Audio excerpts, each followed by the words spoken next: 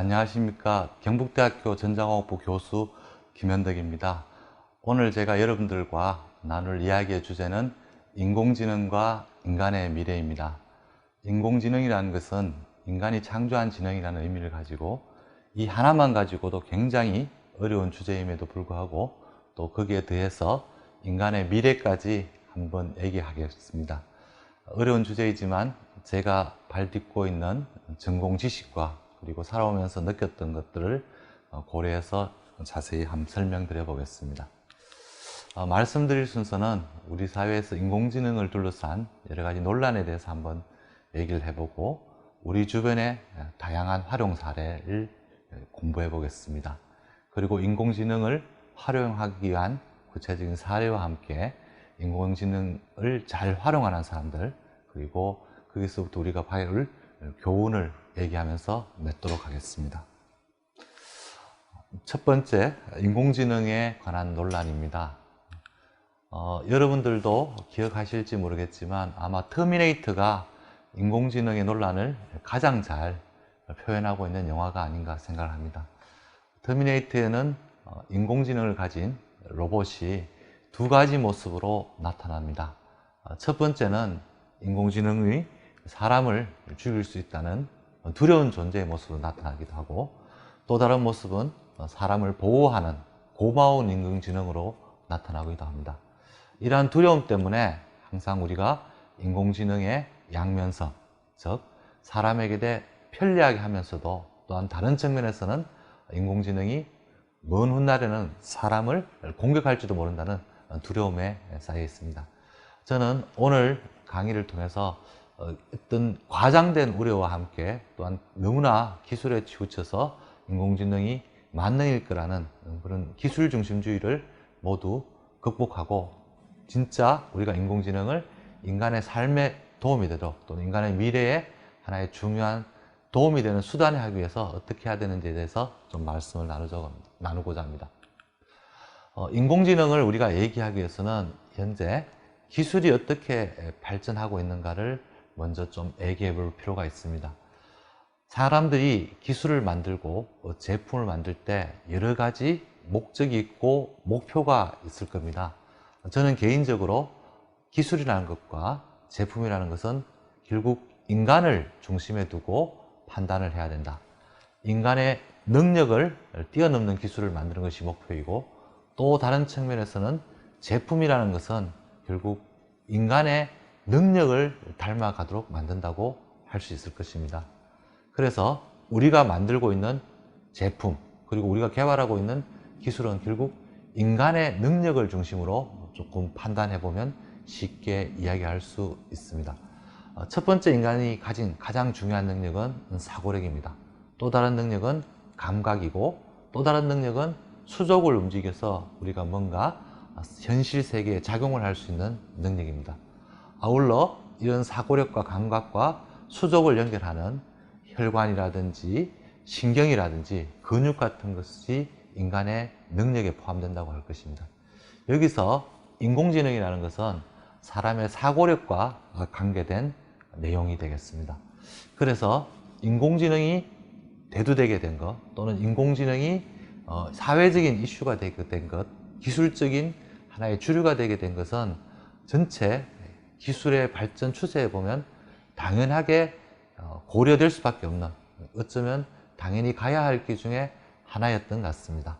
그래서 이러한 사고력과 관계된 인공지능이 현재는 기술 발전에 있어서 가장 각광받는 영역을 차지하고 있습니다. 그럼에도 불구하고 우리가 인공지능을 이해하는 것이 굉장히 어렵습니다. 즉, 사람을 닮은 제품 또는 인간의 능력과 관계된 기술이지만 인공지능이라는 것이 결국 어렵게밖에 이해될 수 없는 것이 인공지능의 특징 자체가 보이지 않는다는 것입니다. 구체적인 사례로 2011년 처음 왓슨이라고 하는 IBM에서 만든 인공지능이 미국 퀴즈쇼인 제퍼디쇼에서 1등을 했었습니다. 이 당시 IBM이 회사 창립 100주년 기념으로 왓슨을 만들었고, 이 왓슨이 퀴즈쇼에서 압도적인 실력으로 1등을 하자 미국 전역에서는 도대체 왓슨이 누구냐라는 그런 얘기가 있습니다. 이름을 보게 되면 당연히 사람인 것으로 느꼈기 때문에 그렇습니다. 우리나라에서도 비슷한 일들이 있었습니다. 우리나라에는 인공지능이 본격적으로 일반 시민들에게 알려진 것이 2016년 알파고와 이세돌의 바둑 대결이었습니다. 이 바둑 대결이 끝나고 사람들이 여러 반응을 보였습니다. 그 중에 인터넷에서 아주 재밌는 댓글 하나가 올라왔는데, 그것이 바로 이세돌 기사의 맞은편에 앉아있는 이분이 인공지능인 줄 알고, 야, 정말 구글이 인공지능 사람같이 만들었다, 이런 얘기가 있었습니다. 그래서 우리는 결국 이때까지 보고 느끼고 만질 수 있었던 뭔가의 제품, 그런 것을 가지고 인공지능을 판단하고 있습니다. 하지만 인공지능은 보이지 않는 가상의 세계에 존재하거나 디지털 세계에만 존재하는 것이기 때문에 우리가 사실 어렵게 이해하기 어렵고 굉장히 난해한 걸로 이해를 합니다. 근데 이런 시도는 지금 현재 가장 중요한 기술 트렌드 중에 하나입니다. 구체적으로 제가 예를 하나 들어보겠습니다. 왼쪽에 있는 그림은 교차로, 사거리에서 차가 멈추지 않고 진행할 수 있도록 도로를 만든 그림입니다. 차가 멈추지 않도록 하기 위해서 입체적으로 설계하고 입체적으로 건축해서 구조물을 만들어서 차가 멈추지 않도록 한다는 이런 전통적인 주제의 문제 해결 방식이 있었습니다. 하지만 요즘 2020년대의 핵심 기술 또는 주목을 받고 있는 기술은 사거리의 교차로 구조는 입체화시키거나 또는 바꾸지 않고 사거리를 그대로 둔 채로 차끼리 서로 통신을 하거나 아니면 여러 가지 기술을 이용해서 그대로 멈추지 않고 통과하는 기술에 주목하고 있습니다. 이러한 방식은 전통적인 문제 해결 방식, 즉 우리가 현실 세계를 바꾸어 가지고 뭔가 문제를 해결하는 것이 아니라 현실 세계가 아닌 디지털 기술을 이용해서 현실 세계는 그대로 둔 채로 문제를 해결하거나 해결할 수 있다는 것을 보여주고 있습니다. 바로 이러한 영역에 속하는 것이 인공지능이고, 결국 인공지능이라는 것은 보이지 않는 영역을 닮을 뿐만 아니라 디지털 기술 또는 디지털 기술을 이용한 문제 해결이라고 하는 디지털 전환의 핵심이 되고 있는 것입니다. 2020년대 우리가 4차 산업혁명을 얘기하거나 또 다른 여러 가지 기술을 얘기할 때 이러한 보이지 않는 영역을 다루는 것이 바로 핵심이 되겠습니다. 또 다른 예로 보이지 않는 영역의 유사 사례를 하나 들어보겠습니다. 제가 가져온 이 사례는 가상현실이나 증강현실을 이용해서 사람을 치료하거나 아니면 여러 가지 작용을 하는 그런 예입니다. 오른쪽에 있는 그림은 화상 환자가 치료를 받고 있는 것을 나타냅니다. 화상 환자 같은 경우는 주기적으로 화상 부위를 소독해 줘야 되기 때문에 우리가 붕대를 감아 놓은 상태에서도 교체를 해줘야 되는 상황입니다. 그래서 이러한 교체를 위해서는 붕대를 제거하는 과정이 워낙 고통스럽기 때문에 마취를 하는 거나 진통제를 먹여야 하는데, 오히려 마취하거나 진통제는 치료 효율, 즉 상처가 아무는 것을 더디게 한다고 합니다. 그래서 이 병원에서 적용한 방법은 바로 가상현실을 이용하는 것입니다. 예전에 아바타가 처음 나왔을 때 우리가 3D 안경을 쓰고 나서 영화를 보게 되면 구토를 일으키거나 아니면 심지어 해외에서는 사망했다는 이런 소문까지 있었습니다. 그것은 바로 3D 영상을 3차원 영상을 굉장히 강한 영상을 보여주게 되면 집중도가 너무 강하게 되고 뇌의 작용이 활성화돼서 그로 인해서 어떤 부작용이 일어난 것입니다. 이 병원에서는 그러한 부작용을 반대로 이용한 것입니다. 즉 가상현실 영상을 환자에게 보여주면 환자는 그 영상에 너무나 집중한 나머지 손과 발의 화상에 의한 고통도 있게 되는 그런 걸 가지고 치료를 하는 것입니다. 이러한 것들은 우리가 전통적으로 마취제, 그러면 현실에 보이는 약을 다뤄야 됐다면 이 디지털 치료라고 하는 것은 가상현실이라고 하는 영상만 가지고도 마취의 효과를 나타낼 수 있다는 것을 보여주고 있습니다. 이것이 바로 인공지능이 우리 사회에 작용하는 것과 유사한 것이라고 할 수 있습니다. 또 다른 사례로는 밑에 보이는 것 같이 원래 안 보이던 손의 정맥을 안경을 쓸 경우에 선명하게 보인다든지, 또 치매를 예방하기 위해서 운동을 하는 과정에서 가상현실을 이용하는 것 같이 디지털 기술을 이용해서 치료를 하는 사례들도 있고, 이러한 것들은 전부 다 지금 2020년대 인공지능 기술이 대두되는 것과 비슷하게 디지털 전환의 하나의 사례들을 나타내고 있습니다. 그러면 디지털 전환이라는 것이 어떤 의미를 가지는가, 이것에 대해서 조금 살펴보겠습니다. 기술적인 의미에서 디지털 전환이라는 것은 아날로그 세계에 있는 어떠한 신호라든지 정보를 부호로 나타내는 것을 의미합니다. 그래서 아날로그 신호가 연속된 하나의 흐름이라면 그것을 우리가 숫자 또는 사람들 사이 약속한 기호로 바꾸면 이게 디지털 기술입니다. 여기에 반해서 사회적으로는 디지털 기술이라는 것 또는 디지털 전환이라는 것이 조금 더 포괄적인 의미를 가집니다. 저는 개인적으로 사회적인 의미에서 디지털 전환은 제한을 없애는 것이다. 즉, 우리가 현실 세계에 있는 정보는 디지털로 바꾸는 순간에 시간상의 제한을 극복할 수가 있습니다. 또 다른 측면에서 우리가 정보는 얼마든지 디지털로 바꾸게 되면 전달할 수가 있습니다.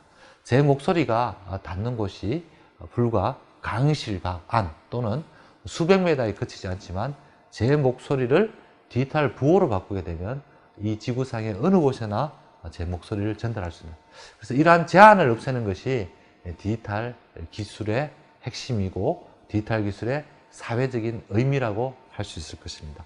그런데 디지털 전환은 극단적인 양면성을 가지고 있습니다. 제가 코로나 극복 과정에서 디지털 기술이 굉장히 큰 역할을 하는 것도 봤고, 또 최근에 그 후과로서 우리 사회에서도 여러 가지 문제점이 발생하는 것도 봤습니다. 예를 하나 들어보겠습니다. 여러분들이 조금 전에 말씀드린 코로나 극복 과정을 얘기를 들었는데, 우리나라에서 또 그랬지만 전자상거래 업체들이 굉장히 큰 역할을 했습니다. 만약 우리가 전자상거래를 이용하게 되면 기존의 제약들을 어떻게 극복할 수 있냐, 긍정적인 측면에서는 공간적인 제약을 우리가 극복할 수 있습니다. 대표적으로 해외에 있던 제품을 마음껏 살 수 있는 그런 공간적인 제약도 극복할 수 있고요. 또 코로나 극복 과정에서 얘기했듯이 아침에 주문하면 저녁에 도착하거나 또는 저녁에 주문해서 아침에 도착하기 때문에 우리가 굳이 사람 간의 접촉을 피하면서도, 접촉하지 않고도 생활을 할 수 있던 경험도 제공할 수 있습니다. 또한 해외에서 우리가 구매할 때 기존의 비전문가가 세금을 신고하고 통관한다는 것은 굉장히 어렵습니다. 하지만 전자상거래 업체를 이용할 경우에는 이러한 제한이 없어집니다. 그래서 누구나 다 능력의 차이를 오히려 완화해 준 역할을 디지털 기술이 하고 있고, 디지털 전환이 가지는 긍정적인 측면이 되겠습니다. 반대로 이러한 측면의 양면에는 또 다른 부작용이 있습니다. 우리가 세계적인 공간 제약이 없어지면 모든 경쟁이 사실은 세계적인 차원에서 이루어지게 됩니다.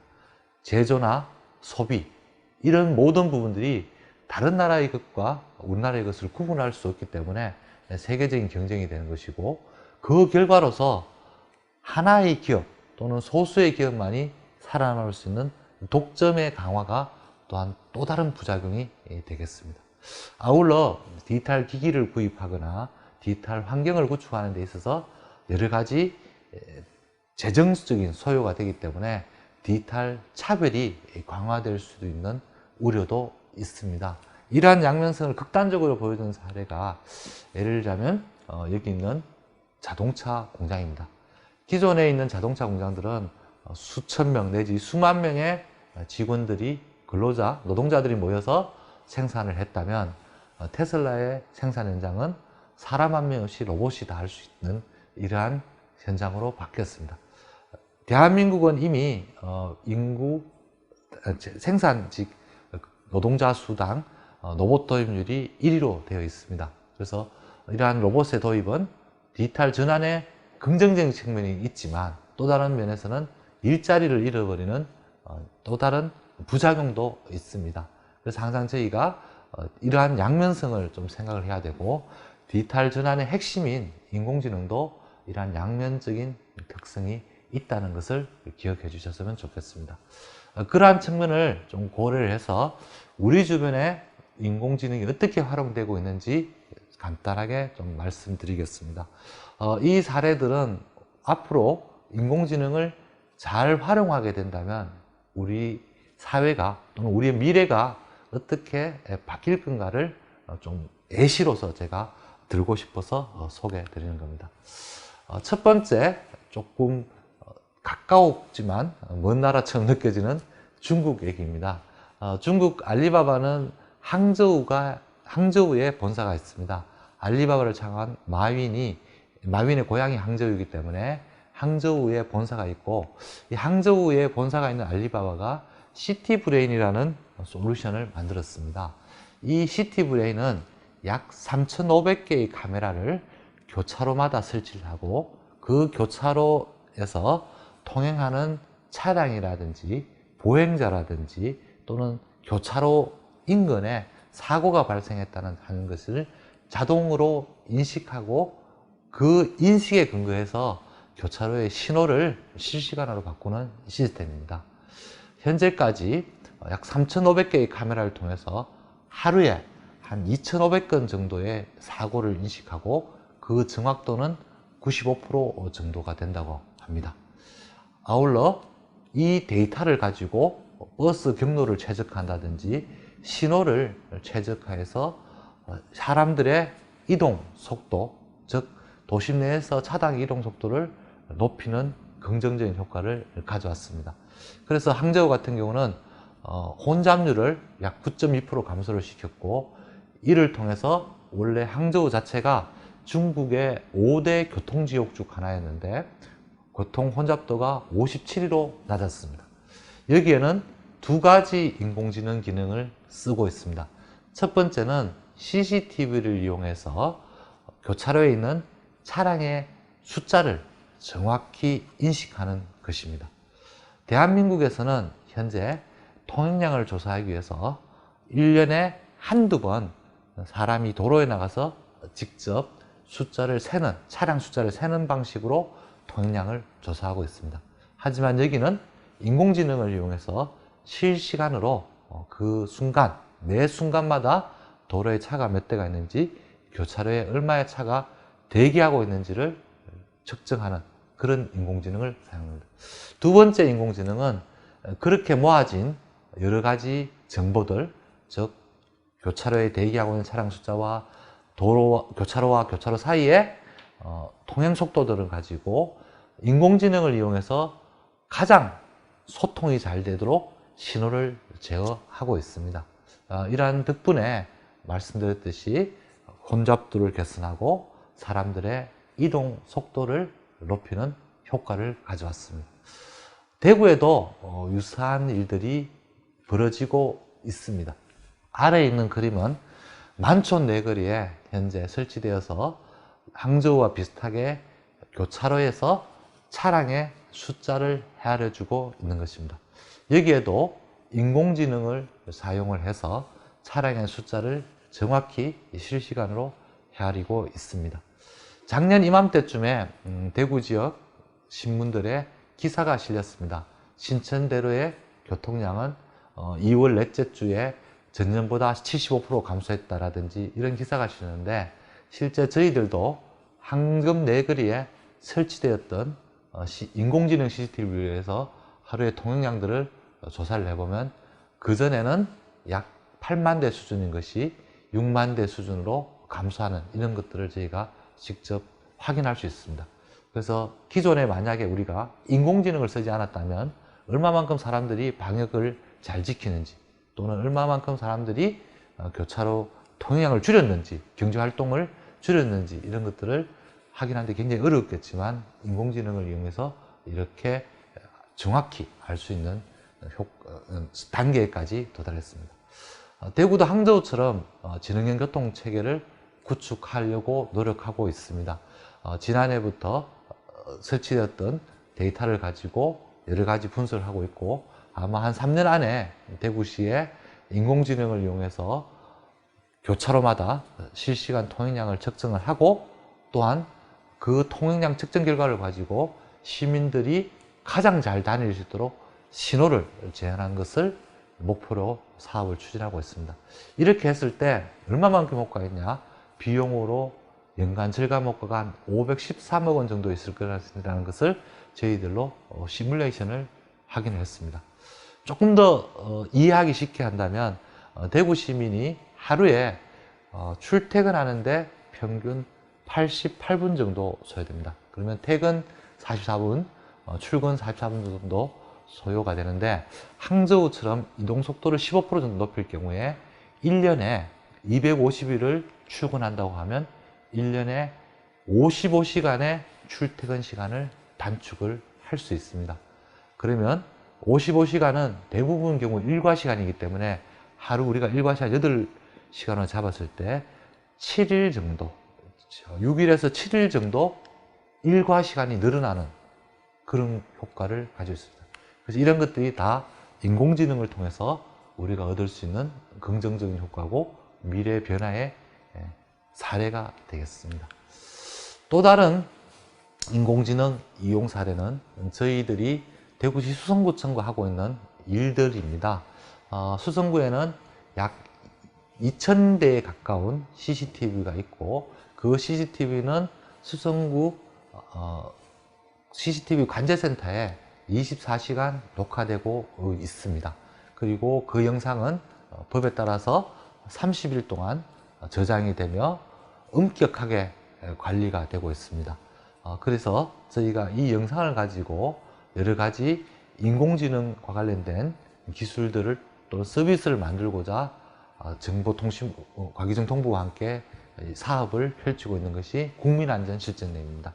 여기서는 CCTV 영상을 법에 따라서 비식별화하고, 그 다음에 반출한 후에 레이블링이라는 것을 통해서 인공지능을 위한 학습 데이터셋을 만들고 있습니다.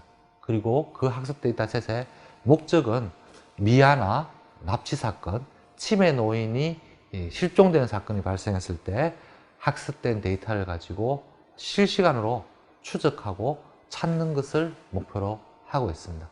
조금 더 구체적으로 말씀드리면 이와 같은 차를 우리가 찾고 싶을 때 인공지능을 이용하면 번호판을 인식하거나 사람 얼굴을 인식하지 않아도 저 차의 형상만 가지고 차가 어떻게 움직였는지 확인할 수 있습니다. 번호판 정보라든지 얼굴 정보를 이용하지 않기 때문에 개인정보 침해라든지 이런 문제 없이도 여러 가지 긴급 상황에서 도난 차량을 추적한다든지 유괴나 이런 사건이 발생했을 때 용의 차량을 추적하는 것이 가능합니다. 저희가 계속 이런 것에 관심을 두는 이유는 개인 프라이버시를 보장하면서도 어떻게든 인공지능을 이용해서 긴급 상황, 실종 상황에 잘 대응하기 위해서 어린이를 찾아볼 수 있을까, 치매 노인을 찾아볼 수 있을까 하는 것에 대한 답을 찾기 위한 것입니다.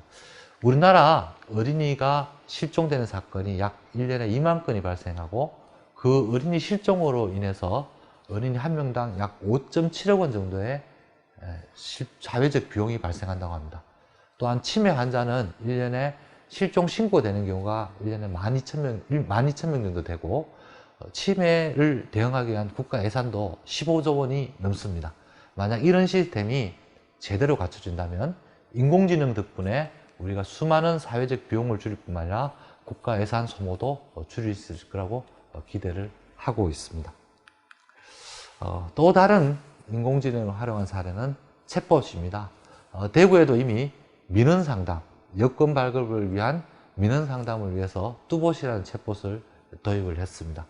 원래 1세대 챗봇은 대충 정해진 질문에 대해서 음성을 인식하고 그 음성의 인식에서 답을 하는 형태였습니다. 그런데 이러한 인공지능 기반 챗봇이 최근에 점점 더 발전해서 단순히 다른 사람의 얘기를, 즉 음성을 인식하는 것뿐만 아니라 그 음성에 응답해서 문맥을 이해하고 답하는 대화형으로 바뀌고 있습니다. 이러한 대화형 바뀌는 것에 궁극적인 것들이 결국 비대면 서비스를 제공하기 위한 것입니다. 그래서 현재까지는 우리가 구글이라든지 또는 다른 네이버라든지 이런 검색창에서 감기 증상을 물었다면 앞으로 조금 더 발전된 인공지능을 이용해서 거의 병원과 같은 수준의 질의응답들 또는 병원과 같은 수준의 권고를 받을 수 있는 상황까지 발전할 수 있을 거라고 보고 있습니다. 그래서 해외에서는 사실 우리나라에서는 원격 진료라는 것이 굉장히 엄격히 금지되어 있고 사회적인 합의가 도달하지 않았지만 이런 식의 챗봇을 통한 진료 보조 또는 개인의 건강관리 서비스가 도입되게 되면 자연스럽게 원격 진료와 관계된 사회적인 논란이 종식되지 않을까 그렇게도 생각하고 있습니다. 마지막으로 제가 여러분들께 활용 사례를 가지고 온 것이 독거노인 케어입니다. 저희들이 대구시 수성구에 있는 범물동에 있는 아파트에서 실시하고 있는 서비스와 관련이 있습니다. 범물동에 있는 아파트에 독거노인분들이 상당히 많이 계십니다. 사실 독거노인의 건강 상태를 지키는 것이 우리나라의 보험 재정을 건전하게 한다는 데도 중요하지만 또 다른 사회적인 여러 가지 문제점들도 해결하는 데 큰 도움이 됩니다. 예를 들면 대구 수성구 같은 경우는 독거노인에 대해서 보험을 들어줍니다. 왜 보험을 들어주냐 하면 독거노인 같은 경우는 집주인들이 혹시 고독사가 발생할까 싶어서 독거노인에게 임대를 잘 하지 않습니다. 그러다 보니까 독거노인들이 주거지를, 즉 입주할 집을 구하기가 너무 힘들어서 오히려 수성구에서는 혹시 독거노인들이 고독사 하시더라도 청소 비용을 구청에서 부담해주는 보험까지 들 정도로 사실 독거노인의 건강관리라든지 고독사 예방 같은 것이 중요합니다. 저희가 실험하고 있는 것은 가정에 CCTV를 설치를 하고 이 CCTV를 통해서 독거노인의 건강 상태 또는 활동 상태를 실시간으로 모니터링하고 특히 만약에 하루 종일 움직임이 없다든지 또는 정해진 어떤 사건들, 넘어지는 사건 것들이 발생하게 되면 응급 안전관리 대응 체계로서 관리사무소 연락이 간다든지 하는 이런 서비스를 개발하고 있습니다. 이 과정에서 결국 CCTV를 사용하기 때문에 독거노인의 사생활이 침해될 우려가 있습니다.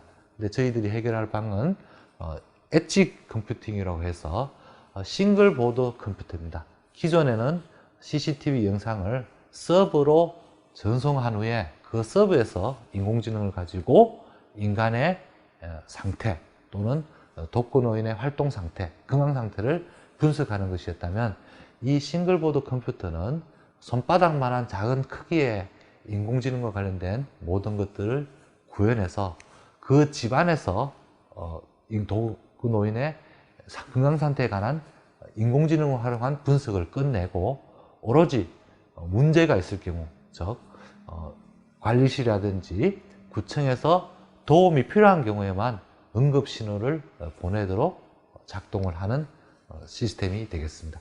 이렇게 하게 될 경우에는 우리가 CCTV 영상이 유출될 염려가 없어서 프라이버시를 보호하면서도 인공지능의 효과를 다 할 수 있습니다. 그래서 엣지 AI 디바이스라고 이름을 붙이고 있고 이런 것들이 앞으로 미래 사회에서는 굉장히 중요하게 제공될 거라고 봅니다. 제가 말씀드린 대부분에 의해서는 결국 인공지능이 영상을 이용하다 보니까 한 측면에서는 프라이버시라든지 개인정보 보호와 관련된 문제가 있을 수 있는데 또한 기술적으로 이와 같이 그런 문제를 해결하면서 앞으로 미래 사회는 인공지능을 활용할 것이라고 예측되고 있습니다. 지금부터는 그럼 이렇게 좋은 인공지능을 우리가 어떻게 활용할 수 있는지에 대해서 조금 설명을 드리도록 하겠습니다. 제가 늘 기술을 하는 사람 입장에서 아, 참 나는 쉬운데 왜 당신은 어려우냐, 우리 학생들에게 많이 이야기하는 것 싶기도 합니다만, 정확히 말씀드리면 사실은 저도 기술이 어려운 적이 많았습니다. 2000년이 오기 전에 1990년 후반에 제가 대학교에 다닐 때 전자공학과 4학년 학생임에도 불구하고 교수님께서 숙제를 이메일로 제출하라고 해가지고 이메일 계정도 없는 상태에서 이메일 계정을 만들고 사용 방법을 익히고 그러고 나서 이메일을 제출하는데 사실 거의 한 달이 걸린 적이 있습니다. 그게 1990년대 후반이었고 지금부터 불과 한 30년이 안 된 상황이었습니다. 그렇지만 지금은 초등학생도 이메일을 주고받을 만큼 이메일이라는 기술은 국민 누구나 쓰는 기술이 되었습니다. 저는 개인적으로 항상 주장하는 것이 신기술이 나타나면 그것은 사람의 삶을 복잡하게 하게 하는 것이 아니라 사람의 삶을 편리하게 하게 하는 것이다. 그래서 그런 자세로 새로운 기술들을 봐줬으면 좋겠다. 인공지능도 마찬가지입니다. 인공지능이 사람의 삶을 어떻게 쉽게 그리고 편리하게 하느냐, 그 얘기에 대해서 조금 제가 예를 들면서 인공지능을 어떻게 활용할 것인가에 대해서 말씀을 드리겠습니다. 인공지능이 나타나기 전에는 우리가 컴퓨터를 위해서 뭔가 판단한다는 것은 전통적인 프로그래밍 기술이 있어야 됐습니다. 프로그래밍 기술이라는 것은 뭔가 판단하는 기능을 하기 위해서는 첫 번째, 제가 규칙을 찾아야 됩니다. 그 규칙을 아주 잘 찾아야 되는 것이 중요하고, 또 그 규칙을 찾으면 그것을 소위 말하는 코딩이라고 해서 제가 직접 컴퓨터가 알아들을 수 있는 언어, 컴퓨터가 알아들을 수 있는 약속으로 표현을 했어야 됩니다. 그래서 인공지능 이전 시대에는 두 가지 중요한 능력이 있어야 되는데, 뭔가 판단을 위해서는 이미 내가 그 규칙을 다 찾아내야 된다는 것과 함께 또 제가 프로그래밍 능력이 있어야만 컴퓨터를 이용해서 뭔가 판단할 수가 있었습니다. 그런데 원리적으로 인공지능 시대에는 정반대의 일이 일어나고 있습니다. 뭐냐 하면 오른쪽에 보이는 것 같이 인공지능을 가지고는 제가 뭔가 판단하는 데 있어서 규칙이라는 것을 알 필요가 없습니다. 저는 오로지 그 현상의 결과들만 가지고 데이터만 잘 준비를 하고 그 데이터를 인공지능에게 학습을 시키면 인공지능 자체가 규칙을 찾아주는 것을 하고 있습니다. 그 과정에서 심지어 코딩이 필요 없는 때도 많이 있습니다.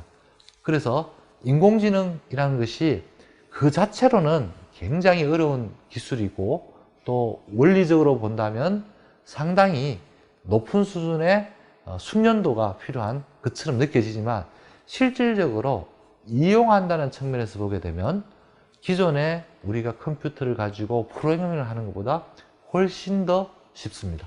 제가 규칙을 알 필요도 없고 컴퓨터 프로그래밍 언어를 알 필요도 없는 그런 것이 바로 인공지능입니다. 오로지 나는 그 현상, 내가 파악하고자 하는 현상의 사례들을 데이터로 많이 모으고 그것을 가지고 인공지능이 규칙을 파악하면 그걸 저는 통찰을 가지고 이해하는 능력만 있으면 됩니다. 구체적인 예입니다.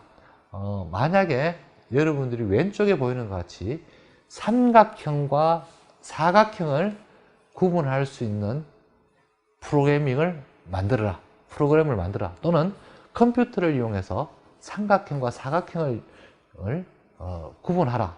그렇다면 전통적인 방법에서는 삼각형의 특징이 뭐다, 그리고 사각형의 특징이 뭐다를 규칙으로 만들어서 일단 파악을 해야 됩니다. 그리고 나서 제가 해야 될 일은 저기 있는 것 같이 복잡하게 인공지능 또는 기계가 알아들을 수 있는 프로그램을 만들어야 됩니다. 그런데 인공지능을 활용하게 되면 전혀 그렇지 않습니다. 제가 필요한 것은 삼각형과 사각형 사례들을 많이 모으면 됩니다. 그 사례들을 많이 모아서 제가 이용하고자 하는 인공지능을 학습을 시키고 그 학습에 따라서 인공지능에서 규칙이 만들어지면 다음에는 제가 새로운 삼각형이나 사각형 또는 제3의 도형 모양을 주고 정확히 판단하는지만 확인하면 됩니다. 이런 과정에서 여러 가지 툴들이 사용되고 있는데 그 툴들 중에 하나가 오렌지라는 것도 있기 때문에 여러분들이 한번 찾아보시기 바랍니다. 이런 것입니다. 저는 인공지능을 가지고 삼각형과 사각형을 파악하기 위해서 파워포인트로 왼쪽에 있는 것처럼 약 20개의 삼각형을 만들었고 오른쪽에 있는 것처럼 약 18개의 사각형을 만들었습니다. 이것을 조금 전에 말씀드렸던 오렌지라는 프로그램을 이용해서 제가 학습을 시켰습니다. 그러면 그 학습된 결과를 가지고 여기 있는 토탈 10개 도형, 즉 삼각형 파란색 4개와 빨간색 2개 그리고 사각형 2개를 제대로 파악하는지를 확인을 해보면 정확히 파악할 수 있다는 것을 확인했습니다. 근데 그 과정에서 제가 썼던 프로그램이 여기 있는 이 모양입니다. 전부 다 그래픽 유저 인터페이스로 되어 있고요. 제가 했던 거는 한 6단계 정도 됩니다. 조금 전에 말씀드렸던 20개의 삼각형과 18개의 사각형을 먼저 불러와서 입력을 했습니다. 그러면 이 오렌지 안에 내장되어 있는 인공지능이 스스로 그 38개의 도형에 대해서 규칙을 자기가 발견합니다. 그러고 나면 그 발견된 결과를 제가 제대로 했는지 검증하는 단계를 거쳤습니다. 그래서 제대로 됐다고 한다면 그 다음에는 제가 파악하고 싶었던 10개의 그림을 입력을 시켜줍니다. 그러면 원래 규칙을 만들었던 내장 인공지능은 규칙을 가지고 있기 때문에 내부적으로 분석을 하고 그 분석 결과를 내놓게 됩니다. 굉장히 간단한 과정이고요. 실제 코딩이라고 하는 프로그래밍 언어가 하나도 없이도 이 그림만으로 인공지능을 우리가 이용할 수가 있습니다. 조금 더 나아가면 앞으로는 저렇게 그림처럼 드래그 앤 드래그를 해서 프로그래밍을 할 필요도 없습니다. 간단한 사례로 우리가 인공지능 스피커를 이용하면 사람의 말을 기계가 알아듣습니다. 그래서 굳이 프로그래밍 하는 데 있어서 제가 타이핑할 필요도 없고 또 기계가 알아들을 문법이라는 것 또는 약속이라는 것을 알 필요도 없습니다. 그래서 내가 원하는 것을 인공지능 스피커에 입력하게 되면 자동적으로 인공지능 스피커가 알아서 코딩해주는 그런 시대도 올 거라고 보고 있습니다.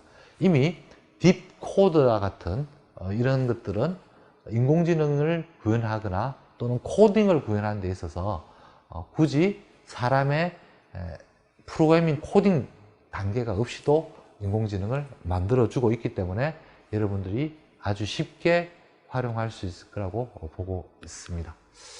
예, 제가 말씀드렸던 내용은 결국 우리가 인공지능이나 이런 것들이 하나의 굉장히 어려운 학문의 영역이 아니라 조금 더 앞서서 노력하면 실질적으로 쉽게 이메일을 쓰듯이 쓸 수 있다는 것을 의미하는 것이고요.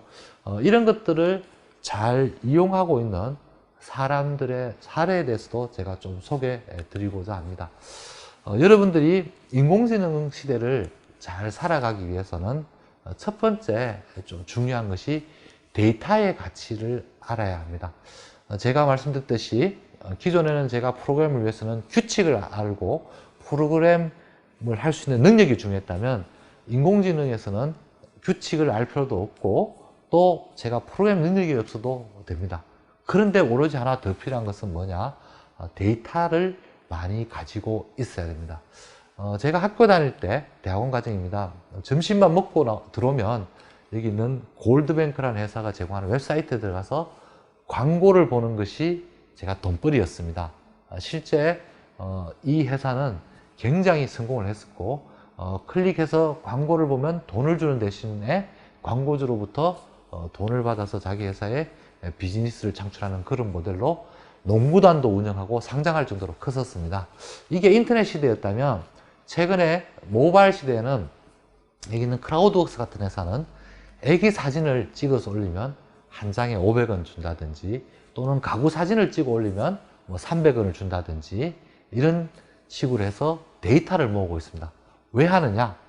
애기 사진을 가지고 애기를 판단하고 싶은 인공지능을 만든 회사에 팔게 되고 또 가구를 판단하는 회사에 그 데이터를 팔아서 돈을 버는 회사입니다. 즉 데이터의 가치를 일찍 알았던 사람들은 이렇게 회사를 차려서 하고 있고요. 이 외에도 플리토 같은 경우는 무료로 번역을 해줍니다. 즉 한글로 제가 얘기를 하면 다른 개인이든 또는 전문가, 아르바이트생이 아니라 전문가가 번역을 해주는 이런 서비스를 하고 있는데 상당수 서비스가 무료입니다. 그럼 이 회사는 어디서 돈을 받느냐? 1대1로 예를 들면 내가 물었던 대답과 그리고 전문가가 답한 영어 이거 두 개를 합쳐서 데이터로 만든 다음에 구글이라든지 네이버 같은 회사에 팔아서 돈을 버는 모델을 가지고 있습니다. 이외에도 페이페이리 교수라고 실제 이분이 인공지능 발전에 굉장히 중요한 역할을 하셨는데 그 역할이라는 것이 잘 정리된 사진을 모으는 역할을 하셨습니다. 그래서 이미지넷이라는 것을 만들었고 고양이 사진만 6만 5천 장을 모았는 분이십니다. 이분의 역할로 대한민국 뿐만 아니라 전 세계의 인공지능이 굉장히 빠르게 발전했다는 데서는 전문가들 사이에는 전혀 이견이 없습니다. 그래서 데이터를 잘 모으면 인공지능을 잘 할 수 있기 때문에 인공지능 시대를 잘 살기 위해서는 첫 번째 데이터의 가치를 잘 아는 것이 중요합니다. 두 번째는 인공지능을 우리가 이해할 때 통찰이라는 것이 굉장히 중요합니다. 이 스푼은 직접적으로 인공지능을 하지 않았지만 인공지능과 유사한 ICT 영역, 즉 정보통신기술 영역에 존재를 했고 거기서 나름대로 성공적인 결과를 가져오신 분입니다. 칼라 스위치라는 게임을 만들어서 애플 앱스토어에 1위를 한 적이 있는 분이십니다. 근데 이분의 배경은 원래 수영장의 청소부였고 그 다음에 발렛 주차원이었고 또 마술사도 하셨고 그리고 시각적으로 보면 세각이어서 약간 핸디캡도 있었던 분이십니다. 그런 분이 여기 있는 것처럼 칼라 스위치라는 색깔 맞추기 게임을 통해서 앱스토어의 매출 1위를 차지하는 기염을 토했습니다. 근데 이분이 인터뷰한 것을 보게 되면 자기는 게임을 만들 때 전혀 기술적인 건 알지 못했지만 마술사를 했기 때문에 사람을 어떻게 관심을 끌지 게임 스토리를 잘 짤 수 있다는 것을 알았다는 것과 제기가 또 색이야기이기 때문에 색깔을 맞추는 것도 중요한 사람의 어떤 흥미를 유발할 수 있다라고 해서 게임을 만들었다고 합니다. 이것처럼 기술 자체를 안다거나 아니면 게임의 어떤 스토리 자체를 잘 디자인할 수 있는 것보다 정확하게 인공지능 시대에는 인공지능이 그런 역할들을 상당 부분 도와줄 것이기 때문에 인간은 본질에 좀 집중하면서 활동을 하게 되면 큰 성과를 거둘 수 있을 거라고 보고 있습니다. 마윈 이야기가 다시 나왔습니다. 이분은 인공지능에 관해서 경쟁력을 가진 알리바바라는 회사를 가지고 있기도 하지만 그 전에 이미 전자상거래를 통해서도 성공을 거두신 분입니다. 근데 대부분 사람들이 조금은 마윈에 대해서 오해하는 것은 이분도 다른 분들 같이 개발자일 거라고 생각하는데 사실 그렇지 않습니다. 영어 교사 출신이었다는 것은 잘 알지만 특히 이분은 자기는 사실상 거의 큰 명에 가깝다라고 얘기를 합니다. 그런데 이분이 만든 회사, 만든 제품, 만든 솔루션이 왜 전 세계에 1등을 할 수 있었느냐? 그분이 얘기하신 것은 단 한 가지. 마지막에 출시 전에 자기가 테스트를 하면서 내가 쓸 수 없다면 중국인의 80%는 쓸 수 없을 것이다. 그래서 내가 쓰기 쉽게 앱을 만들고 내가 쓰기 쉽게 웹사이트를 만들고 내가 쓰기 쉽게 서비스를 만들어야 된다. 그래서 자기의 단점이 오히려 회사의 경쟁력을 확보하는데 역할을 하도록 하신 분입니다. 아마 기술보다 오히려 본질이 중요한 시대, 또는 이런 식의 도전이 중요한 시대는 마윈의 같은 정신이 필요하지 않을까 생각합니다. 이 그림은 미국에서 조사한 미국과 전 세계 50대 유망 취업 희망 기업입니다.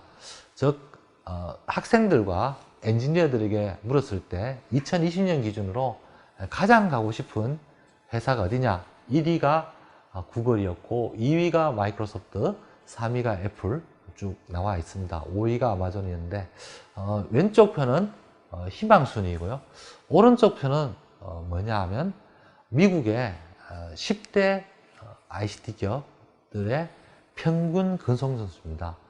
구글 같은 경우는 전 세계의 IT 엔지니어들과 학생들이 가장 가고 싶은 회사임에도 불구하고 평균 근속연수가 1.9년입니다. 1위는 페이스북인데 2년 정도밖에 되지 않습니다. 우리가 종종 TV를 통해서 구글이 굉장히 좋은 회사이고 복지도 좋고 그리고 상당히 뭔가 자유로운 분위기 속에서 창의적인 일을 할 수 있다 이렇게 하면서도 한 1.9년밖에 근속연수가 안 된다는 것은 굉장히 의외의 사실입니다. 왜 그럴까? 이유는 단 한 가지입니다.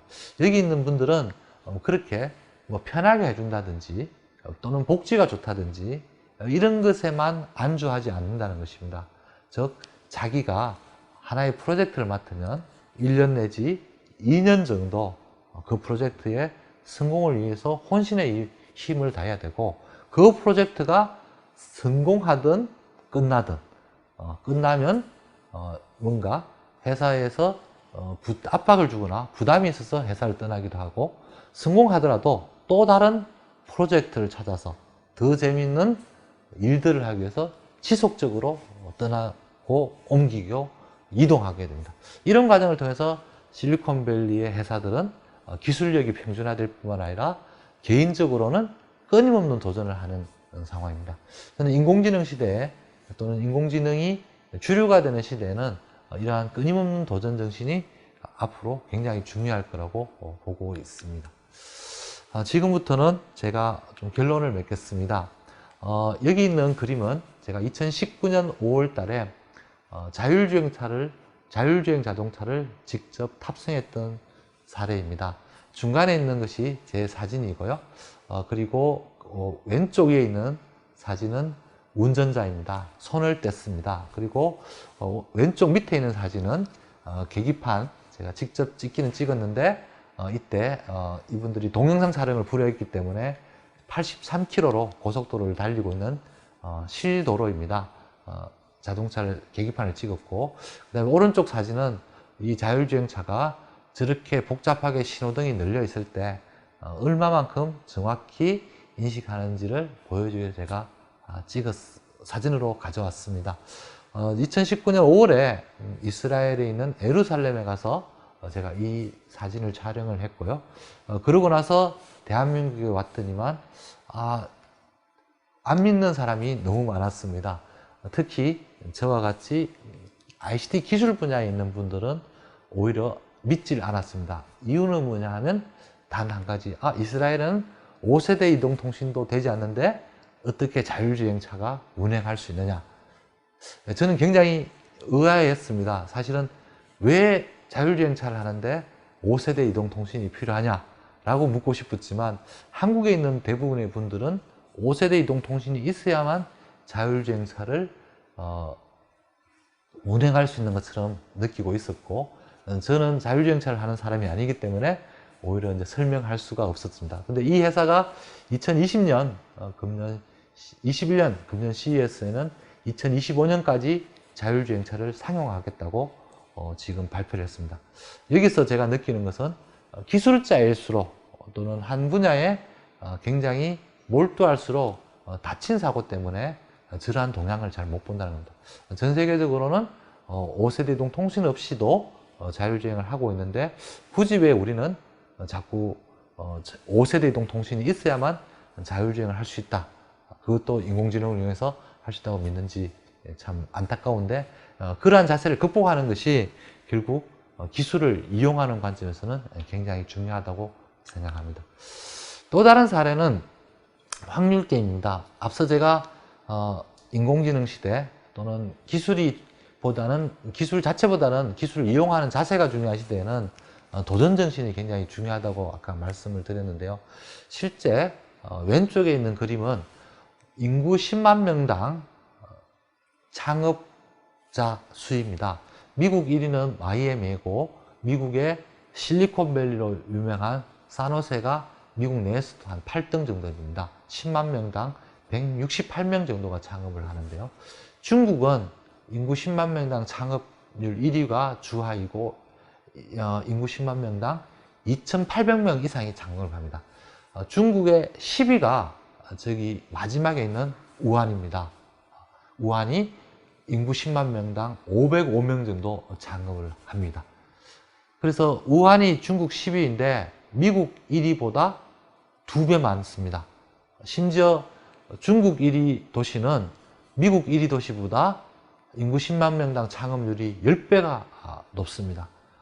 즉, 이 상업자의 숫자가 어떤 의미를 가지냐 하면 결국 저희가 어떤 기술을 개발하든 기술 개발에 관한 것은 확률 게임일 수밖에 없습니다.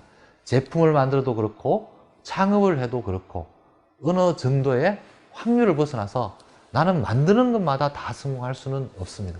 그렇다면 결국 많은 시도를 할수록, 즉 시도가 늘어나면 늘어날수록 성공하는 확률이 정해 있다면 성공하는 사례도 늘어난다는 것입니다. 중국이 무서운 이유는 이런 것이고요. 한국에서도 똑같습니다. 예를 들면 우리나라에서 벤처기업을 등록한 10만 개 기업 중에 매출액 1,000억을 넘은 기업이 약 617개입니다. 그러면 1,000억을 넘는다는 것은 굉장히 큰 성공이지만 벤처기업을 인정받는 것도 사실은 굉장히 기업들 중에 창업계 중에 높은 수준입니다. 높은 수준의 기업이 1,000억을 넘기는데도 성공률이 0.5%밖에 되지 않습니다. 이런 것을 고려할 때는 우리가 많은 것을 도전하면 도전할수록 오히려 중요하다. 그 부분들을 저는 강조하고 싶습니다. 그래서 결국 인공지능 시대에 우리가 성공할 수 있는 요인은 뭐냐?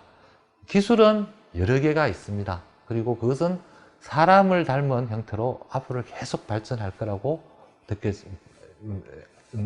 예측을 됩니다.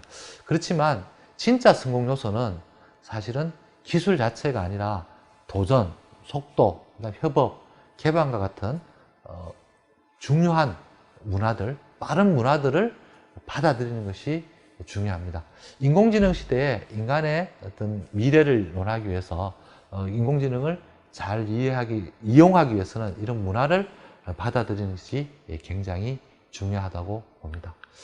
마지막입니다. 인공지능을 얘기할 때 우리가 항상 기회와 위기 요인을 얘기합니다.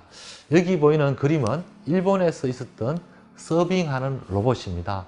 이 서빙하는 로봇이 도입이 되면 우리가 그냥 단적으로 얘기하는 것은 일자리를 로봇이 차지하겠구나, 이런 측면에서 보면 위기입니다. 그런데 사실은 이 로봇은 직접 그 현장에 조정하는 것이 아니고 병상에서 누워서 움직일 수 있는 환자가 조정하는 로봇입니다. 이 이야기는 그런 분들에게는 인공지능이나 신기술이 정말 새로운 기회를 제공하는 것입니다. 즉, 병상에 누워서도 로봇을 조정함으로써 자기가 노동에 종사할 수 있는 기회를 가지는 겁니다. 인공지능의 모습이 바로 이런 겁니다. 우리가 인간이 앞으로 미래 사회에서 인공지능을 어떻게 이용하냐에 따라서 위기일 수도 있고 또 다른 측면에서는 기회가 될 수도 있다는 것을 강조하면서 제가 강의는 마치도록 하겠습니다. 감사합니다.